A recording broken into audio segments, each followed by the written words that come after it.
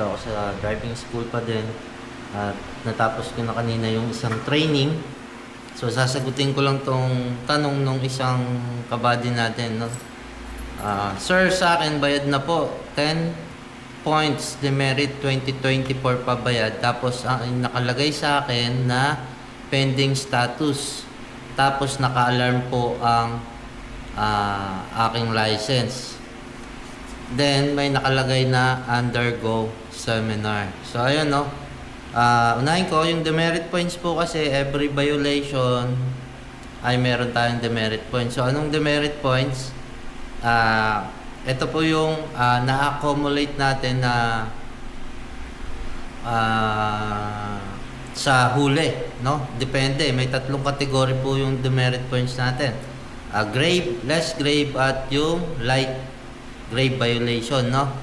So depende sa huli. Halimbawa, 2 demerit points, 3 months po kayong suspended sa pag-additional code. Pag 4 demerit points, 6 months naman po yon.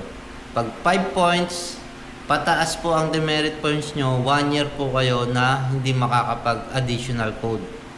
Pero pwede, pag na-renew nyo po, tsaka lang po mawawala yung demerit points.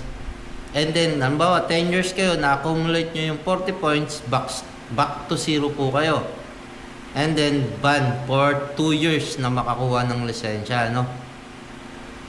At balik tayo sa tanong ni Buddy.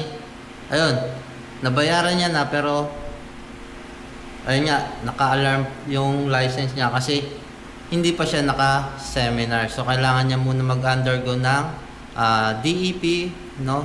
DEP sa Driver's Education Program sa LETAS sa East Avenue para mawala na po yung yung kanyang alarm. So ayun, kaya mag-ingat po ang lahat, no, sa pagmamaneho at sundin po ang batas trapiko natin.